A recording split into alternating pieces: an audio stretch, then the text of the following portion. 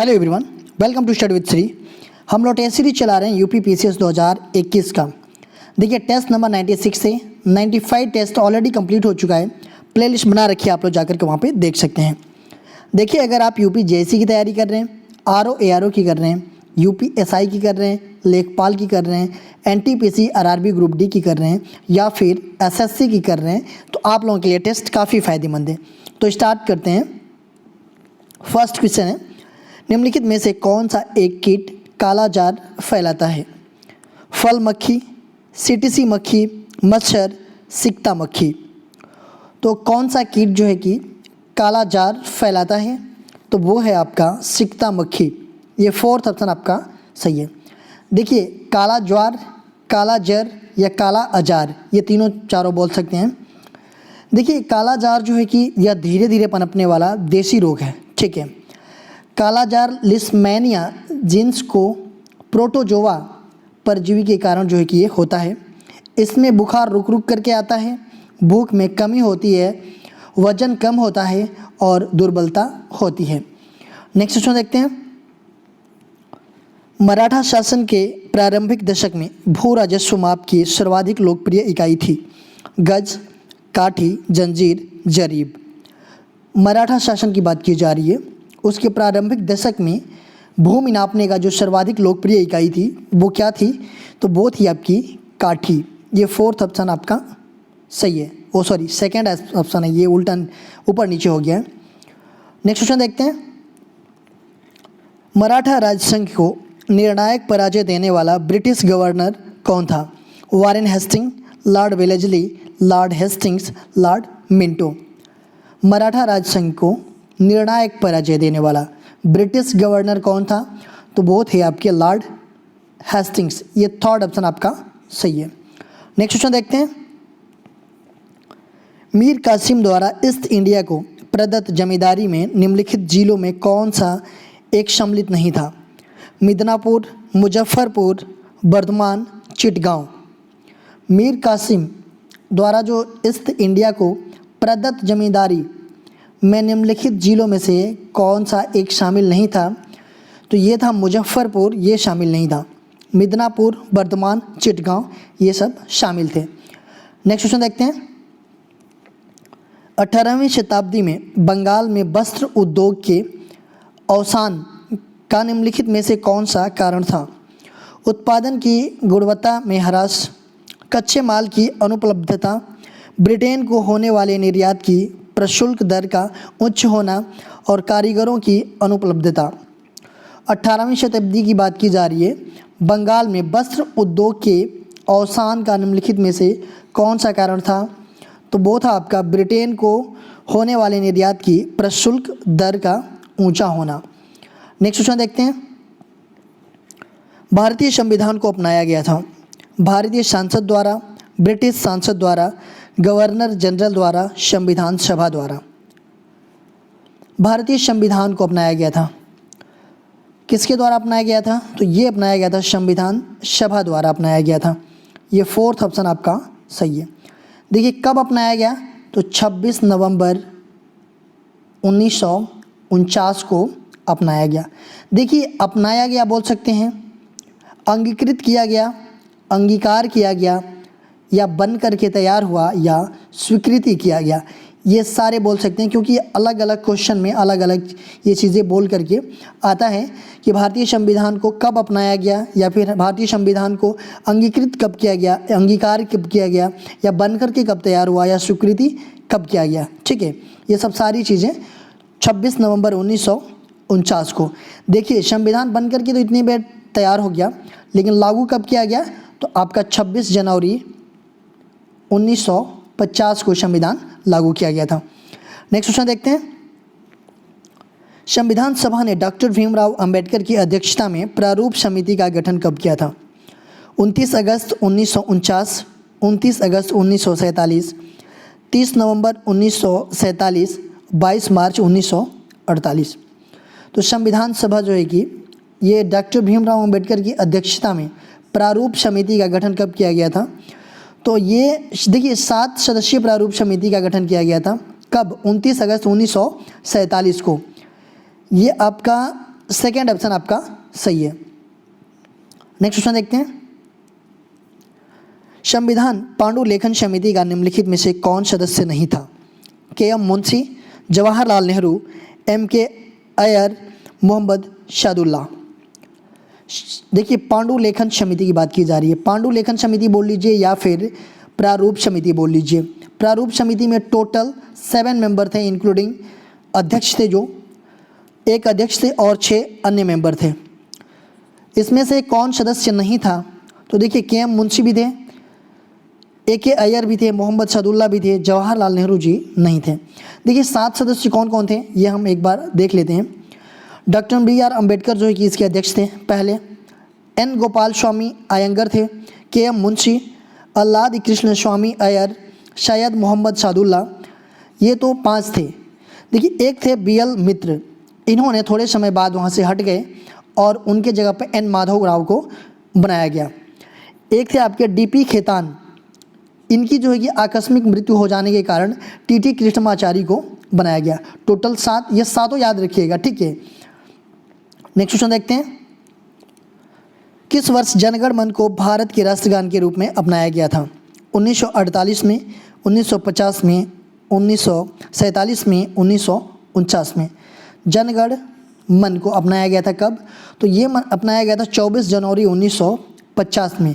ये second option आपका सही है। देखिए जनगण मन ये आपका क्या है? ये राष्ट्रगान है। इसको 52 सेकेंड लगते हैं गाने में। राष्ट्रगान के लेखक कौन है, मतलब किसके द्वारा ये लिखा गया है? तो ये रविन्द्रनाथ टैगोर जी के द्वारा लिखा गया है। देखिए अगर जनगण मन की बात करें तो ये पहली बार 27 दिसंबर आपका 1911 में कांग्रेस के कोलकाता अधिवेशन में ये गाया गया था। देखिए ये तो राष्ट्रगान है। राष्ट्रगीत क्या है हमारा वो आप लोग कमेंट बॉक्स में बताइएगा, और राष्ट्रगीत किसने लिखा है वो भी मुझे बताइएगा। नेक्स्ट क्वेश्चन देखते हैं। इटाई रोग शरीर में किस तत्व की अधिकता से होता है? नाइट्रेट, आर्सेनिक, कैडमियम, पारा। इटाई रोग की बात की जा रही है। शरीर में किस तत्व की अधिकता, कौन सा तत्व अधिक हो जाता है शरीर में? तो ये इटाई रोग होता है, तो वो है आपका कैडमियम। थर्ड ऑप्शन आपका सही है। नेक्स्ट क्वेश्चन देखते हैं। चिकनगुनिया रोग निम्नलिखित में से किस एक से होता है?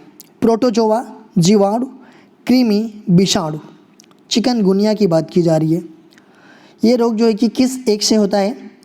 तो ये होता है आपका विषाणु से। ये फोर्थ ऑप्शन आपका सही है। देखिए ये रोग भी ना मच्छर के काटने से होता है, और चिकनगुनिया भी वैसी ही बीमारी है जैसे कि आपका डेंगू।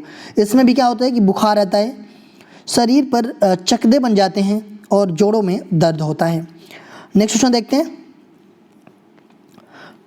नव डार्विनवाद के अनुसार कौन सा कारक जैव विकास के लिए जिम्मेदार है? संकरण, उत्परिवर्तन, लाभदायक विभिन्नताएं, उत्परिवर्तन एवं प्राकृतिक चयन। नव डार्विनवाद के अनुसार जो कि कौन सा कारक जैव विकास के लिए जिम्मेदार है? तो वो है आपका कौन सा? उत्परिवर्तन एवं प्राकृतिक चयन। ये फोर्थ ऑप्शन आपका सही है। नेक्स्ट क्वेश्चन देखते हैं। विज्ञान की वह शाखा जिसमें जीवाश्मों का अध्ययन होता है?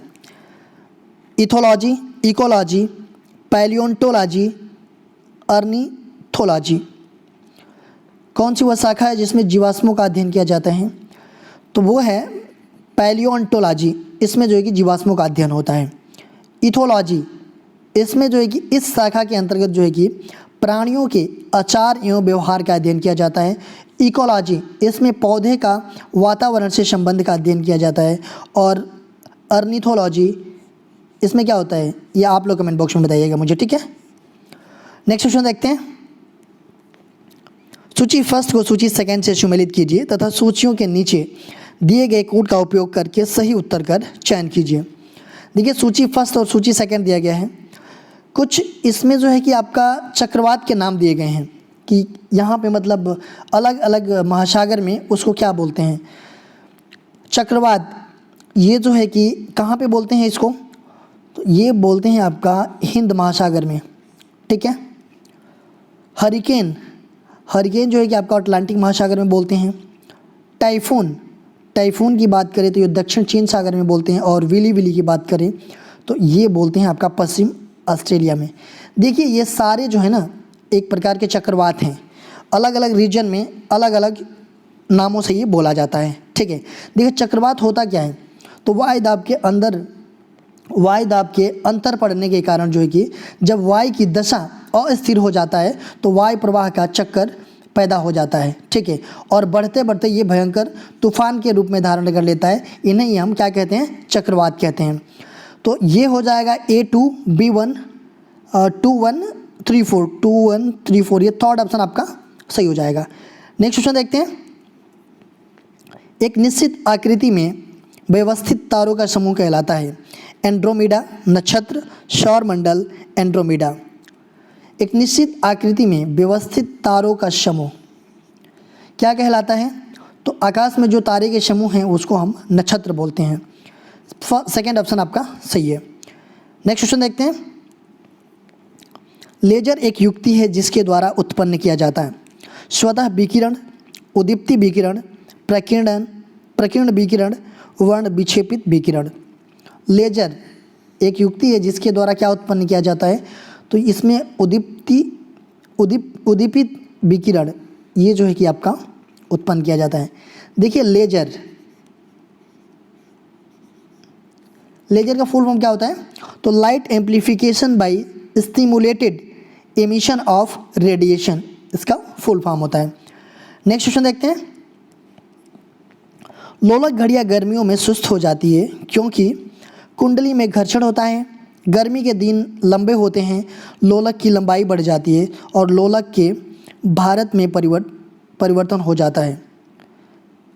इसमें से कौन सा कथन सत्य है? लोलक घड़ियाँ गर्मियों में सुस्त क्यों हो जाती है? देखिए लोलक की लंबाई जब बढ़ जाती है इसके कारण जो है कि गर्मियों में सुस्त हो जाती है। देखिए ये लोलक है, गर्मी में टेम्परेचर बढ़ता है तो ये लोलक की क्या होती है, लंबाई बढ़ जाती है, ठीक है। तो ये देखिए लोलक की लंबाई बढ़ जाएगी तो ये क्या होगा, इतना घूमेगा। अगर लोलक की लंबाई छोटी रहेगी तो इतना ही डिस्टेंस घूमना पड़ेगा।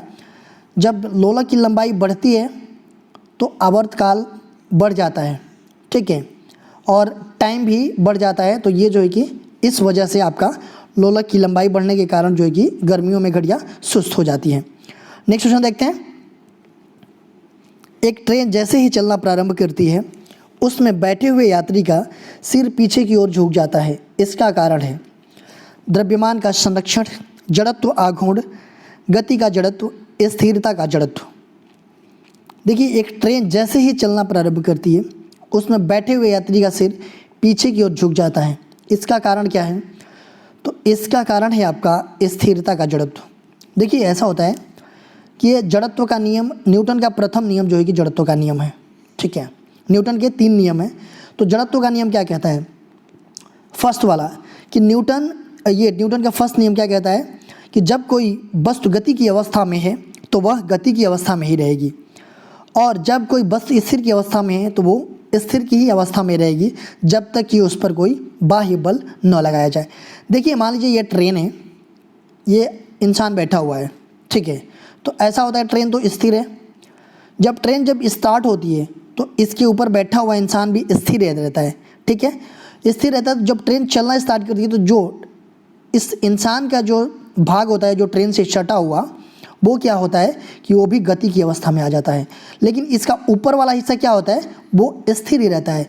इसीलिए जो है कि जब ट्रेन चलना प्रारंभ करती है तो वो पीछे की ओर क्या होता है, झुक जाता है। नेक्स्ट क्वेश्चन देखते हैं। विषुवत रेखा पर गुरुत्वीय जनित त्वरण का मान होता है, समान रहता है, न्यूनतम रहता है, अधिकतम रहता है, पहले बढ़ता है फिर घटता है। देखिए विषुवत रेखा की बात की जा रही है, जो जी का मान है गुरुत्वीय त्वरण उसका मान विषुवत रेखा पे क्या होता है, तो ये न्यूनतम होता है। सेकेंड ऑप्शन आपका सही है। देखिए आपका ये है विषुवत रेखा, भूमध्य रेखा, कुछ भी बोल सकते हैं।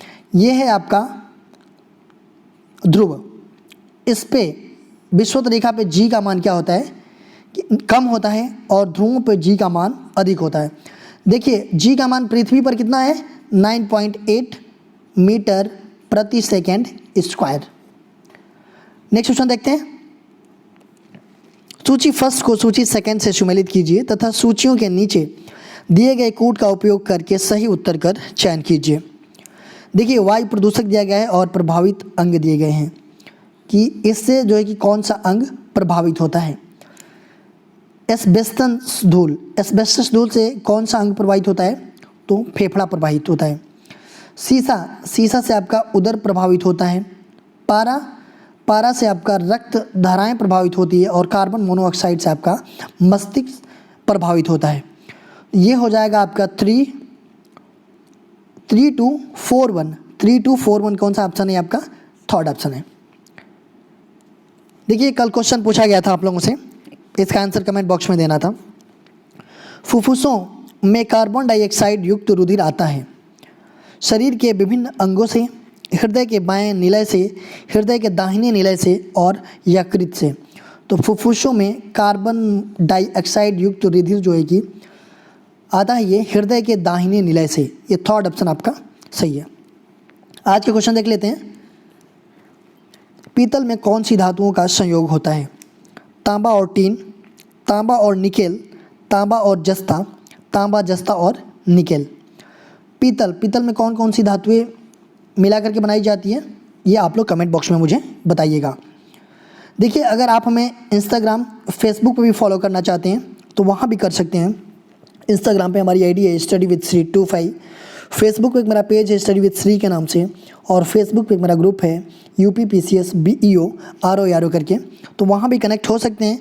वहाँ पे भी स्टडी से रिलेटेड चीज़ें पोस्ट की जाती है जिससे आप लोगों को फ़ायदा हो सकता है।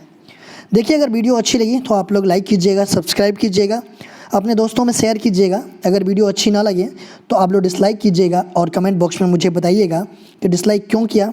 वीडियो देखने के लिए धन्यवाद।